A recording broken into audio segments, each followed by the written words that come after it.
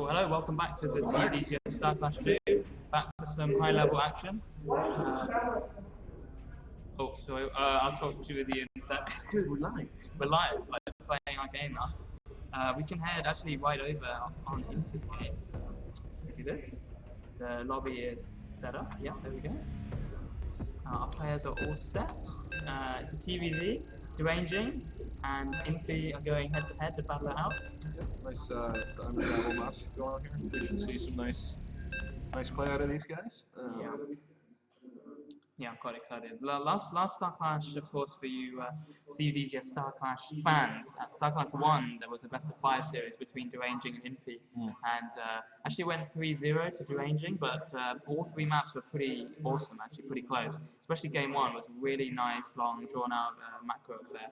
So I'm keeping my fingers crossed to see another game like that. Definitely, likewise. Kind of this map for TVZ, what do you reckon? Who does it favor? I honestly would say it favours Terran. It's got a great pocket expansion. It's slightly difficult third to get for Zerg, and then the fourth and fifth are also quite difficult for Zerg. Very hard to connect by creep. They're very sort of that's right. And you see sort of central.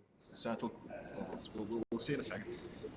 Yeah. There's a central sort of pathway that connects third and fourth bases for the Zerg. It's very important for them to keep covering creep if the Terran can sort of posture around there and clean up creep because they do the next things very difficult. Indeed, so we'll see how it pans out. Let's get on with the player intros. In the top left hand corner is our blue Terran player. It's Infy.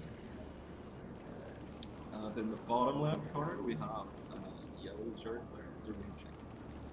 Nice, so it'll be interesting to see, given this setup, if he goes for a hatch first. I'm thinking he might be tempted to do so because it's relatively safe. Yeah.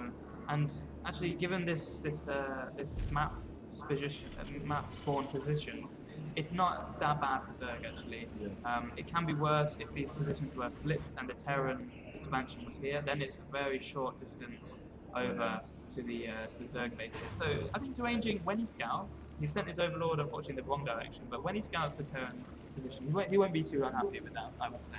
I think what will be quite interesting to see from the Zerg players, see it sometimes in pro games, is that a lot of Zerg players will sometimes take their natural expansion, their first expansion, where the would-be third would be. Yeah. Because they're hoping to get up to 3 bases eventually anyway.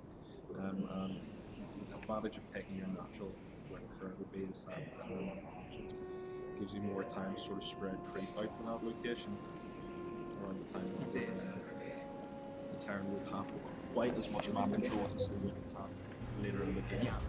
Yeah, I'd say that's fair. Infy getting his guys into gas, slightly misrallied one of them, so his gas income will be like maybe 8 behind where he would want to be. So this Reaper, when it eventually comes out, will be slightly late. But Deranging's going for hatch first, into pool. No gases yet. We'll see when he chooses to take them. And right now, you know, this is looking pretty cookie cutter standard. He's just spotting now that the Terran player is not to his right, and it will be a while until this Overlord makes it up to the north. In the meantime, we do see a Reaper from Terran, and he's noticed himself that this wall is not tight as it stands, so he's throwing down another depot to make it a full wall off, and that's going to help him out nicely. He's sneakily thrown his second barrow to the back of the base, so this Overlord presumably won't actually get it all the way there spotted, but there's no Marines to push it away, so he may well be able to. It's just whether or not the Deranging sort of decides to go in that part. We've got double Reaper production here, well. Oh wow, that's so we'll all come down to control and micro. The first Reaper's just chilling at the moment. It's I don't know, like Reaper openings on this map versus Zerg. If you look at the way this sort of there's no way directly into more natural expansion.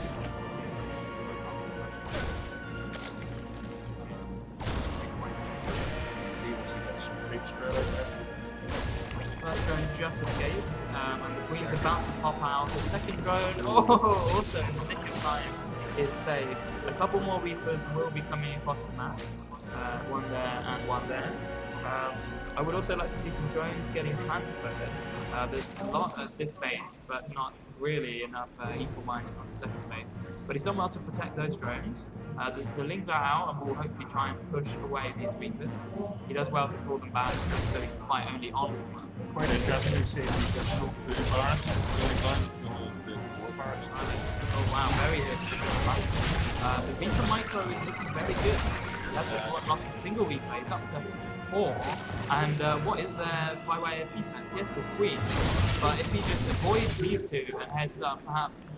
Oh no, there's 2 everywhere. It's pretty solid defense, doesn't want to lose that Reaper, he does unfortunately, but he can... So the key with this strategy is for him to retain as many of the triggers as he can. Yeah. There's 3 more on production. He's really committing to this. He hasn't got an expansion. He's going up to how many barracks? 5 barracks deep production. That's pretty intense. So he's going to have to do a lot of damage to the drone line to really make this pay off. Yeah, especially because if Deranging can sort of just hold on until speed finishes, and speed will basically shut this down pretty hard for it. Queen spread is also getting to be pretty good. These Reapers will have a hard time microing hard on the Reaper. They're doing well picking on the upsurge. Fantastic. Here they can deal some damage to the Queens, but there's just so many Queens. I think they'll be able to transfuse themselves quite happily, although look at this, you don't see a conga line of Reapers rallying across the map very often, do you? And this is so all in Infy. I mean, it doesn't really have seconds. He's 5 Reapers in production. He's going for the CC follow-up. It's 1 base 3 at the moment. That's great money for saving one of them. Yeah, that's looking good. He got 1 Queen for a couple. So, that's good. Micro, I'll bottom it down. But if he keeps with the pressure on, he can actually, this can snowball quite fast. If there's no Queens and there's 5 Reapers coming at a time, once we hit critical mass, links are literally Speed does finish up. This is getting scarier. Yeah, 20 lings are production. If he ever around, that's going to be fantastic. So I think Infy really needs to stay close to his clips so he can pop out. Unfortunately, he's going to be losing quite a lot. He's doing well with his other step, but he's just trading lings for Reapers at this stage, which is a great trade for us. So the next round of reinforcements comes, and he's relented to only 2 Reapers in production. But check this out, 10 Reapers. Oh my god. Oh my god, the surround partially is coming. This is just painful for the Terra player. He's abusing the cliff quite nicely. He's bounced back down, but oh, he's lost a lot. He's going to lose these 2 as well. That was not what he was hoping for. I was just going to ask you, do you think this could be a little bit sort of thinking back to the last time these 2 guys met at the first StarClash? Do you think this could be a little bit of sort of maybe he's thinking that perhaps the only way he can take the cheesy build? I think that's a pretty good read into that. If he does also have some pretty decent unit micro, so he's probably playing to his strengths there, but... well, we saw from him. But let's not count him out. Yes, he is down by a lot of workers, but he has a very safe 2-base setup. He's only against 3 bases at the end of the day. And he does have no real map control, but he's got a hell of a lot of barracks, so he can do a pretty nice push out with Marines. There's things coming up, and that's probably his chance. His best chance, he's so down in workers, and he's half the workers he played.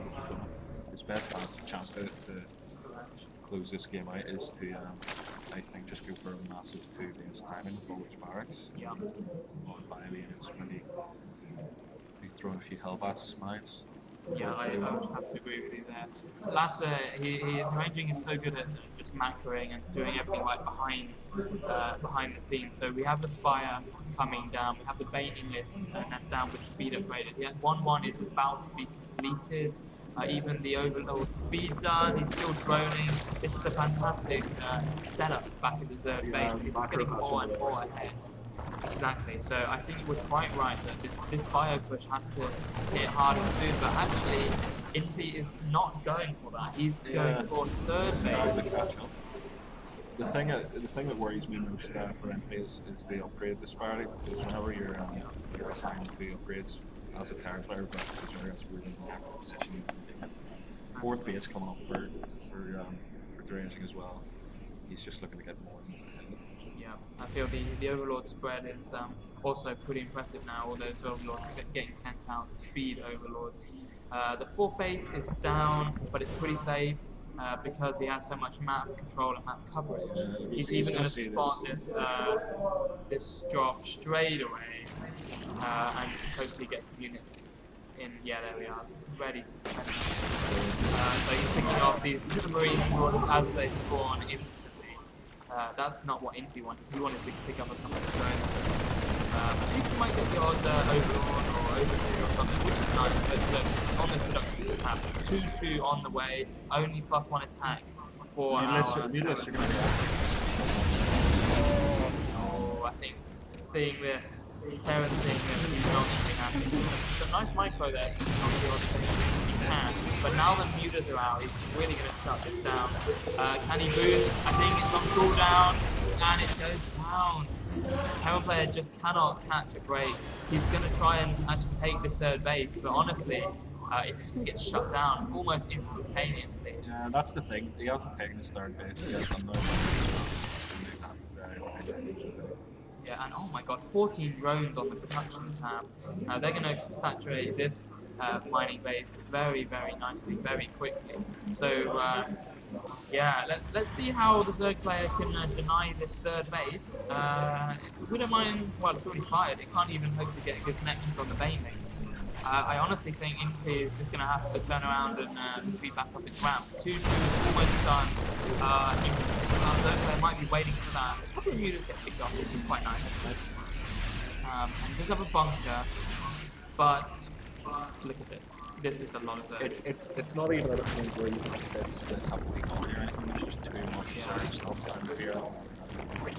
Engage with actually happens. It's just it looks like Deranging, he's so far ahead, he's playing really, really safely. He can invest in static defense, make sure it's on the way. Precisely right here. There we go. 2-2 is now finished. 5 seconds. 40 more lings. They're gonna pack a real punch, and there's no depot wall off here, so these lings will just instantly be able to surround. I think Deranging's just gonna win until he's maxed.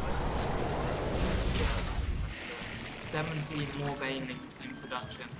This is a Terran player's nightmare, probably a Zerg player's dream. These Marines, they're just patrolling around for hidden bases, I guess, drawing on experience from the past games we've had this afternoon. It's quite important. Maybe a little bit Third is a planetary, so that's kind of nice. Drop moving out. Will it be spotted? No, but I really think he can't spare these units. This is a fantastic surround from Zerg. He's going to hit from all angles instantaneously. 30 more links to follow up. And here comes the Zerg swarm.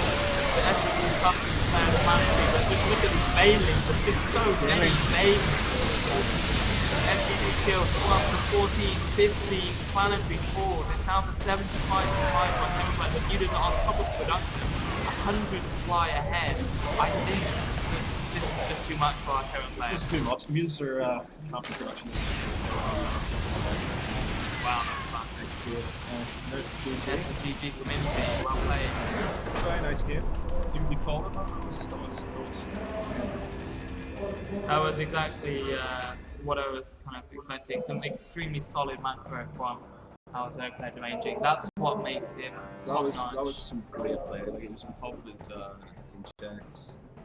Yeah, he wasn't thrown off the door, was he? No, I mean the Reaper harass could have done some serious work. Deranging just kept a cool head and this is what just went for it. It's a great game for us. StarCraft 2 players to aspire to. So thanks to Deranging. I think we've got 20 more minutes of StarCraft 2 action to continue with before Dota 2 kicks off. So stay tuned. We'll have one more game lining up for you, and yeah, we'll cast it very shortly. So thanks, guys. Be right back.